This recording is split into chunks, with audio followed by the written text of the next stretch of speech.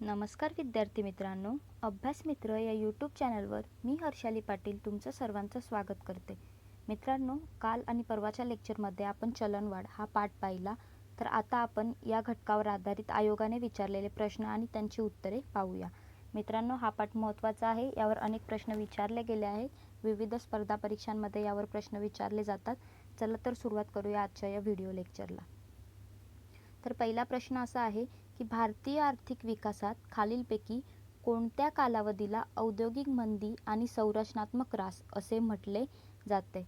तर बघा की कोणता कालावधी असा होता, कोणता टप्पा असा होता भारतीय आर्थिक विकासामध्ये की ज्याला औद्योगिक मंदी आणि संरचनात्मक ऱ्हास असे म्हटले जाते.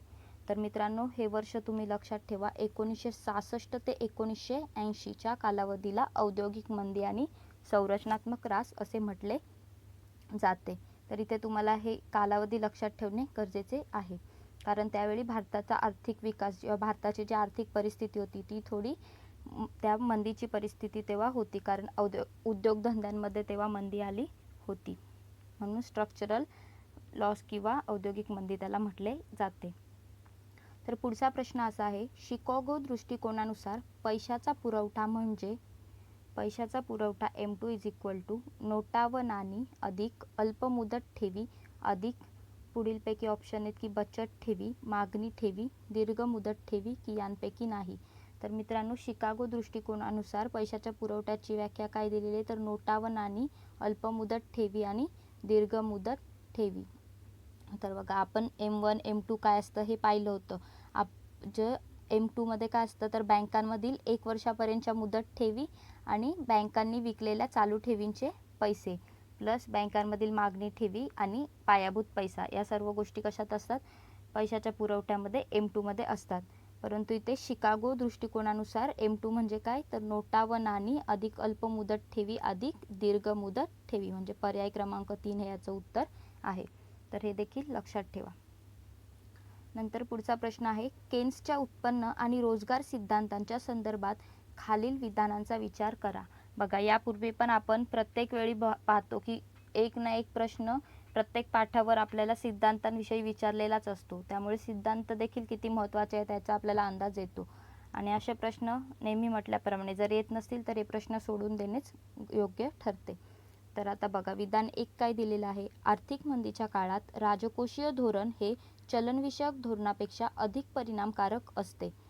आणि विधान 2 काय दिलेलं आहे, रोजगाराची पातळी वाढवण्यासाठी कर कमी करणे अपेक्षित असते. आता आपल्याला काय विचारलंय, योग्य पर्याय निवडा. तर विधान क्रमांक 1, आर्थिक मंदीच्या काळात राजकोषीय धोरण हे चलनविषयक धोरणापेक्षा अधिक परिणामकारक असते, हे बरोबर आहे. म्हणून विधान 1 सत्य आहे, योग्य आहे. आणि दुसरं काय आहे की रोजगाराची पातळी वाढवण्यासाठी कर कमी करणे अपेक्षित असते. तर हे पण विधान बरोबर आहे की रोजगाराची पातळी वाढवण्यासाठी कर काय करावा लागतो, कमी करावा लागतो. तर या दोन्ही विधान बरोबर असल्यामुळे पर्याय क्रमांक 4 दोन्ही विधाने खरी आहेत, हे याचं उत्तर आहे. तर मित्रांनो, इथे सिद्धांत आपल्याला माहिती असला की आपण याची उत्तरं देऊ शकतो.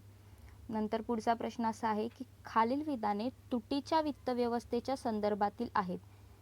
तर विधाने कोणती आहेत ते पाहूया. याचा उत्कृष्ट वापर चलनवाढीच्या काळात प्रभावी मागणीस उत्तेजन देण्यासाठी केला जातो. कशाचा, तुटीच्या वित्त व्यवस्थेचा वापर चलनवाढीच्या काळात प्रभावी मागणीस उत्तेजन देण्यासाठी केला जातो. नंतर काय, पैशाचे लोकांकडून वा बँकेकडून देशाच्या मध्यवर्ती बँकेकडे हस्तांतर यातून सूचित होते. तर मित्रांनो बघा, हे विधान चुकीचे आहे, असे होत नाही. आणि विधान क्रमांक 1 देखील चुकीचे आहे. नंतर विधान क्रमांक 3 काय आहे, देशाच्या अर्थसंकल्पाच्या चालू खात्यातील तूट भरून काढण्याचे हे साधन आहे. तर बघा, तुटीच्या वित्त व्यवस्थेमध्ये काय देशाच्या अर्थसंकल्पाच्या चालू खात्यातील तूट भरून काढली जाते का, तर नाही, हे देखील विधान चुकीचे आहे. नंतर याचा वापर आर्थिक मंदी दूर करण्यासाठी केला जातो, पण आर्थिक विकासास पैसा पुरवण्यासाठी हे साधन प्रभावी नाही. तर हे विधान देखील चुकीचे आहे, कारण आर्थिक विकासास पैसा पुरवण्यासाठी हे साधन प्रभावी आहे. म्हणून चारही विधाने चुकीचे असल्यामुळे कोणते विधान खरे आहे असा प्रश्न विचारल्यामुळे आपण यापैकी वरीलपैकी कोणतेही नाही, पर्याय क्रमांक 2 हे याचं उत्तर आहे. आता मित्रांनो, पुढचा प्रश्न, रिझर्व्ह बँकेने जारी केलेल्या चलनाला उच्च समर्थित चलन म्हणजेच हाय पॉवर मनी खालीलपैकी कोणत्या कारणामुळे म्हणतात? तर बघा, आपण हाय पॉवर मनी पाहिलं होतं ना, उच्च समर्थित चलन. तर त्यावर प्रश्न विचारलेला आहे. तर कोणत्या कारणामुळे त्याला हाय पॉवर मनी म्हणतात? तर पहिलं कारण काय आहे, या चलनाला विशिष्ट साठ्याचा आधार असतो ना, पैशाचा साठा आपण पाहिलेले आहे. यात हाय पॉवर मनी का असतो? कारण की पुढे पैशाच्या ज्या RBI मधील ठेवी किंवा RBI मधील लोकांच्या ठेवी, बँकांचा रोख साठा, चलनी नोटा, लोकांकडच्या नाणी, या सगळा साठा कशामध्ये येतो? हाय पॉवर मनीमध्ये येतो. म्हणून याला विशिष्ट साठ्याचा आधार असतो, म्हणून हे विधान बरोबर आहे. नंतर या चलनाच्या मूल्याची हमी सरकार देते. तर हो, या चलनाच्या मूल्याची हमी सरकार आपल्याला देत असतं, म्हणून हे विधान देखील बरोबर आहे. नंतर हे चलन सरकार आणि रिझर्व्ह बँक यांचे दायित्व आहे. विधान क्रमांक 3 देखील बरोबर आहे. हे चलन सरकार आणि रिझर्व्ह बँक यांचे काय आहे? दायित्व आहे. म्हणून वरीलपैकी सर्व हे पर्याय योग्य आहे. आता बघा, पैसा गुणक मनी मल्टिप्लायर आपण पाहिलं होतं. तर यावर प्रश्न विचारला गेला आहे की पैसा गुणक म्हणजे काय? तर आपण पाहिलं होतं, पैसा गुणक हा कशाचा रेशिओ असतो? पैशाचा पुरवठा आणि जननक्षम पैशाचा साठा, म्हणजे आपला पैशाचा पुरवठा आणि पैशाचा साठा यातील गुणोत्तर काय असतो? पैसा गुणक हा असतो. त्यामुळे याचं उत्तर काय आहे? पर्याय क्रमांक 3. बघा, आता इथे तुम्हाला माहिती आहे की पैसा गुणक हे कशाचं तरी गुणोत्तर असतं. त्यामुळे आपण पर्याय क्रमांक 1 आणि 2 आपण कॅन्सल करू शकतो की हे तर नाहीच येऊ शकत. आता पुढे काय आहे? पैशाचा पुरवठा आणि जननक्षम पैशाचा साठा येथील गुणोत्तर, आणि दुसरं काय आहे की अर्थव्यवस्थेची क्षमता व पैशाची संख्या यातील गुणोत्तर. तर पैसा गुणक हे तुम्हाला जर इथे माहिती नसेल तर तुम्ही एक अंदाज लावून हे उत्तर योग्य करू शकता, किंवा थोडंफार तरी माहिती असेल की पैसा गुणक हा पैशाच्या पुरवठ्याशी रिलेटेड असतो किंवा साठ्याशी रिलेटेड असतो, तर आपण पर्याय क्रमांक 3 याचं बरोबर उत्तर आणू शकतो. तर आता मित्रांनो, पुढचा प्रश्न, खालीलपैकी कोणती वित्तीय उपाययोजना चलनवाढ रोखण्यासाठी परिणामकारक ठरेल? बघा, चलनवाढीवरचे उपाय आपण पाहिले होते. त्यामुळे आता पाहूया की कोणते त्यांनी पर्याय दिलेत आणि त्यामुळे चलनवाढ रोखण्यासाठी ते परिणामकारक ठरते. तर सरकारी खर्चात वाढ केल्यावरती चलनवाढ रोखली जाते का? तर नाही. नंतर सरकारी खर्चात वाढ, मुळात सरकारी खर्चात वाढ झाल्याने काय होतं? चलनवाढ होते. हे चलनवाढीचं कारण आहे. सरकारी कर्जात वाढ हे देखील चलनवाढीचं एक कारण आहे. नंतर कराच्या दरात जर वाढ केली तर चलनवाढ रोखता येऊ शकते. त्यामुळे पर्याय क्रमांक 3 बरोबर आहे. आणि चौथं काय? रोखतेच्या राखीव दरात वाढ, तर यामुळे देखील चलनवाढ रोखली जात नाही. म्हणून पर्याय क्रमांक 3 हे याचं उत्तर आहे. आता बघा, खालील विधाने विचारात घ्या. भारतीय रिझर्व्ह बँक ऑफ इंडिया आणि सरकार उच्च शक्ती पैसा निर्माण करते. तर उच्च शक्ती पैसा निर्माण कोण करते? भारतीय रिझर्व्ह बँक आणि सरकार. आपण पाहिलंय की RBI आणि सरकारने, शासनाने आणि बँकेने निर्माण केलेला जो पैसा असतो त्याला उच्च शक्ती पैसा असे म्हणतात. तर हे विधान बरोबर आहे. नंतर काय? व्यापारी बँकांकडून उच्च शक्ती पैशाची संख्या निश्चित केली जाते. आपण उच्च शक्ती पैसा पाहताना आपण हे पाहिलं का असं की व्यापारी बँका उच्च शक्ती पैशाची संख्या निश्चित करतात? तर नाही. त्यामुळे हे विधान चुकीचे ठरते. उच्च शक्ती पैशाची मागणी आणि पुरवठा हा पैशाचा पुरवठा सिद्धांताचा पाया आहे. तर पैशाचा पुरवठा सिद्धांत, तर आपण हे पाहिलं होतं आणि यामध्ये उच्च शक्ती पैशाची मागणी आणि पुरवठा हे त्याच्याशी रिलेटेड असतं. त्यामुळे हे विधान देखील बरोबर आहे. आपल्याला काय विचारलं आहे की कोणती विधाने असत्य आहेत? तर असत्य विधान कोणते आहे? विधान ब. त्यामुळे फक्त बी हे याचं उत्तर आहे. तर मित्रांनो, हे कोणतं विधान बरोबर आणि योग्य अशी टिक करून त्यातून नेमकं चुकीचं विधान, यामध्ये आपण परीक्षेच्या फ्लोमध्ये गोंधळून जाऊ शकतो, परंतु ते तुम्ही व्यवस्थितपणे लक्षात ठेवणं आणि व्यवस्थित काळजीने पर्याय टिक करणं गरजेचं आणि महत्त्वाचं ठरतं. तर आता पुढचा प्रश्न असा आहे, फिशरच्या व्यवहार दृष्टिकोनानुसार पैशाची मागणी ही खालील घटकांवर अवलंबून असते. तर फिशरचा सिद्धांत आपण पाहिला होता. तर बघा, त्याचं काय आहे की त्या दृष्टिकोनानुसार पैशाची मागणी कशावर अवलंबून असते? तर व्यवहारांची संख्या, व्यवहारांची सरासरी किंमत, पैशाच्या व्यवहारासाठीचा भ्रमणवेग की रोखता पसंती. आणि बघा, आता फिशरच्या सिद्धांतामध्ये व्यवहारांची संख्या याच्यावरती पैशाची मागणी काय तर अवलंबून असते. किती व्यवहार होतात त्यावर पैशाची मागणी अवलंबून असते. जसा जसा खर्च वाढतो आपण पाहिलेला आहे. नंतर व्यवहारांची सरासरी किंमत, तर त्या किमतीवर देखील हे अवलंबून असते. शिवाय व्यवहारासाठीचा भ्रमणवेग यावर देखील ते अवलंबून असते, परंतु रोखता पसंतीवरती हे अवलंबून नसते. त्यामुळे फक्त डी पर्याय क्रमांक 4, फक्त डी हे पर्याय क्रमांक 3 हे याचा चुकीचा पर्याय आहे. मित्रांनो, इथे सिद्धांत आहे किंवा आपल्याला जर हे माहिती नसेल तर आपण असे प्रश्न सोडून दिलेले योग्य ठरतात. हे मी तुम्हाला नेहमी सांगते, कारण की मायनसमध्ये मार्क जाण्यापेक्षा, निगेटिव्हमध्ये मार्क जाण्यापेक्षा काही फरक न पडलेला चांगला. आणि असे प्रश्न जर तुम्हाला खूप कमी आपण प्रश्न सॉल्व केले असतील आणि आपल्याला खूप रिस्क घ्यायची असेल किंवा आपल्याला एक मिनिमम 85-80 प्रश्न करायचे आहेत आणि आपले झाले नाहीत, तेव्हा तुम्ही प्रयत्न करू शकता. तर आता पुढचा प्रश्न, खालीलपैकी कोणते मागणीजन्य चलन फुगवट्याचे कारण नाही? आपण मागणी ताणजन्य, खर्च दाबजन्य चलनवाढीची कारणे पाहिलेली आहेत. तर यामध्ये बघा, अर्थव्यवस्थेतील पैशाच्या पुरवठ्यात वृद्धी, पैशाच्या पुरवठ्यात वाढ झाली हे तर कारण आहेच. लोकांच्या बचतीमध्ये घट झाली हे देखील चलन फुगवट्याचे कारण आहे. कोणत्या? मागणीजन्य. नंतर निर्यातीत वाढ हे देखील कारण आहे आणि मजूर दरात वाढ हे कारण नाही, हे चुकीचा पर्याय आहे. त्यामुळे पर्याय क्रमांक 4 मजुरी दरात वाढ हे याचं उत्तर आहे. मी तुम्हाला म्हटलं होतं कालच्याच लेक्चरमध्ये की हे तुम्ही लक्षात ठेवा. कोणती कारणं, उपाय, परिणाम ह्या गोष्टी लक्षात ठेवणे खूप गरजेचे आहे, कारण यावर प्रश्न विचारले जातात. आता बघा, मध्यवर्ती बँकेच्या मौद्रिक व पतविषयक धोरणातील खालीलपैकी कोणत्या मौद्रिक साधनांचा पैशाच्या विस्तारावर सारखाच परिणाम होतो? तर मित्रांनो, आपल्याला पुढे मौद्रिक धोरण, पतविषयक धोरण बघायचंच आहे. त्यामध्ये आपण ह्या गोष्टी डिटेलमध्ये पाहणार आहोत, कोणते गुणोत्तर काय. परंतु आपण इथे पैशाशी रिलेटेड असल्यामुळे हा प्रश्न घेतला आहे. तर मौद्रिक साधनांचा पैशाच्या विस्तारावर सारखाच परिणाम होतो. कोणत्या धोरणांमुळे?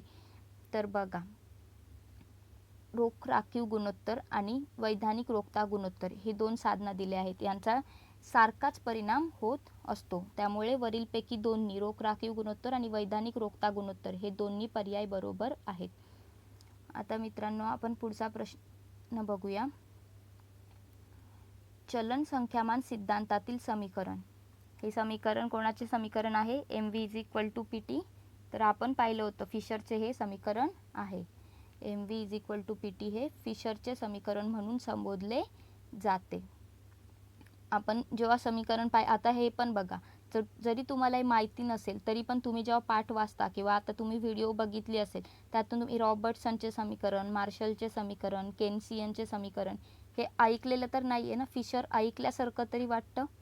त्यामुळे आपण असे उत्तरं जरी माहिती नसेल तरी थोडंफार लिंक लावून तरी देऊ शकतो. त्यामुळे फिशरचे समीकरण याचं उत्तर आहे. आता पुढचा प्रश्न, पैसा गुणक प्रक्रिया खालील गोष्टी स्पष्ट करते: बँकांची पतनिर्मिती आणि ठेवीची निर्मिती, पैशाचे उच्च शक्ती स्रोत, पतनिर्मितीद्वारे बँकांकडून पैशाची वाढ, वरीलपैकी सर्व बाबी. आता पैसा गुणक मगाशीच पाहिलं. पैसा गुणक काय असतो? तर आपला पैशाचा साठा आणि पुरवठा या दोन्ही गोष्टी त्यामध्ये येतात. तर बघा, बँकांची पतनिर्मिती आणि ठेवींची निर्मिती, तर ही प्रक्रिया असते. यामध्ये पैसा गुणक स्पष्ट होतो. शिवाय पैशाचे उच्च शक्ती स्रोत हे देखील यामध्ये येतं. पतनिर्मितीद्वारे बँकांकडून पैशाची वाढ हे देखील पैसा गुणक स्पष्ट करते. आपण पाहिले होते की विविध धोरणांमध्ये पण पैसा गुणकचा वापर केला जातो. RBI याच्या आधारे काही धोरणं बनवत असते. तर वरीलपैकी सर्व बाबी हे याचं उत्तर आहे. आता पुढचा प्रश्न, अविकसित देशांतील चलनवाढी संदर्भात खालीलपैकी कोणते विधाने बरोबर आहेत? तर बघा, पर्याय कोणते कोणते दिलेत. आता अविकसित देशांमधील चलनवाढी संदर्भात आपल्याला विचारलेलं आहे. म्हणजे हे विकसित देशांमध्ये गोष्टी वेगळ्या असतात आणि अविकसित देशात वेगळ्या असतात. त्यामुळे हे देखील लक्षात ठेवावं लागतं. तर बघा, कमी विकसित देशातील सामाजिक, आर्थिक आणि राजकीय संरचना चलनवाढीचे स्वरूप ठरवते. पायाभूत सोयी सुविधांच्या अपुरेपणामुळे चलनवाढ होते. विशिष्ट क्षेत्रातील मागणीमुळे चलनवाढ होते. पैसा पुरवठ्याच्या अतिविस्तारामुळे चलनवाढ होते. तर आता मित्रांनो, जेव्हा काय विचारले की अविकसित देशातील चलनवाढी संदर्भात विधाने कोणती बरोबर आहेत आपल्याला, तर अविकसित देशातील कमी विकसित देश असतील तर सामाजिक, आर्थिक आणि राजकीय संरचना चलनवाढीचे स्वरूप तिथे ठरवत असते. तर हे विधान योग्यच आहे. त्यामुळे पर्याय 1 विधान 1 बरोबर आहे. शिवाय पायाभूत सोयीसुविधांचा अपुरेपणा.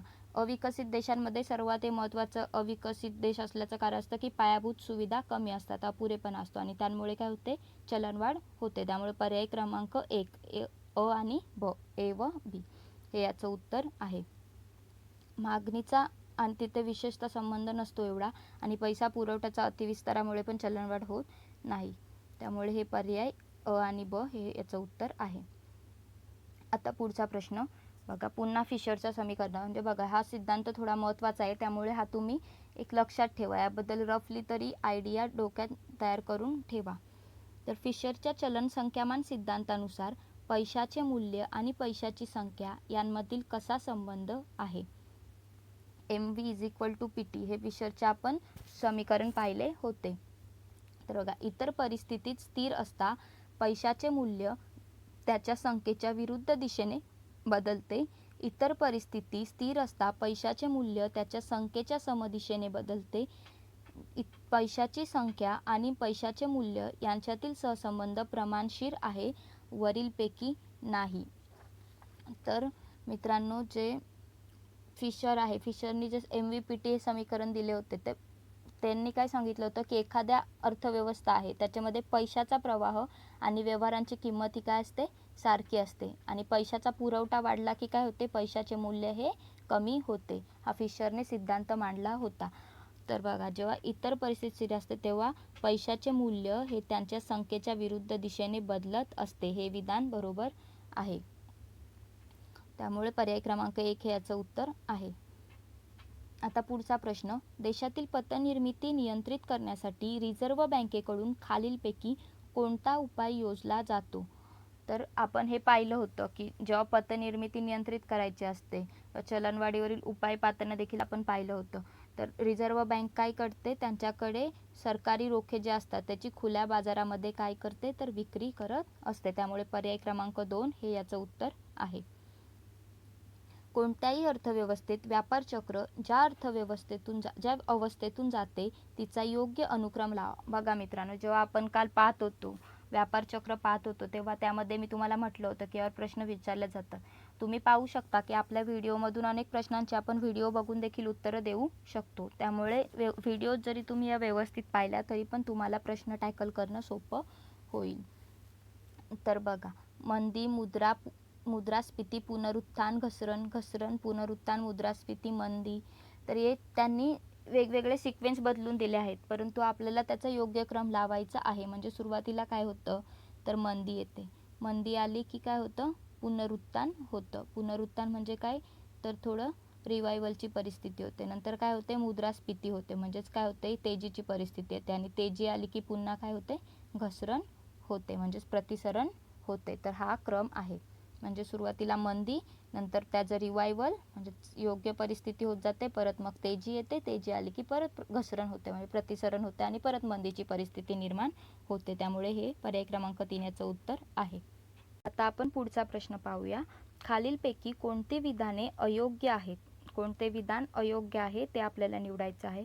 तर पहिलं विधान आहे, रिझर्व्ह बँक ऑफ इंडिया आणि सरकार जननक्षम पैसा निर्माण करते. बघा, उच्च शक्ती पैसा किंवा संचित पैसा या सर्व एक पैसा, प्रत्येकालाच नावं आहेत की M0, हे सगळे एकाच पैशाची नावं आहेत, हाय पॉवर मनी. त्यामुळे जननक्षम पैसा निर्माण कोण करतं, रिझर्व्ह बँक ऑफ इंडिया म्हणजेच उच्च शक्ती पैसा सरकार आणि RBI निर्माण करते. तर हे विधान बरोबर आहे.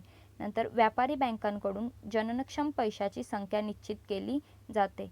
तर हे विधान चुकीचे आहे. ॲक्च्युली हा प्रश्न आधी पण विचारला गेला होता, फक्त तिथे उच्च शक्ती पैसा आणि इथे जननक्षम पैसा असे फक्त शब्द बदललेले आहेत.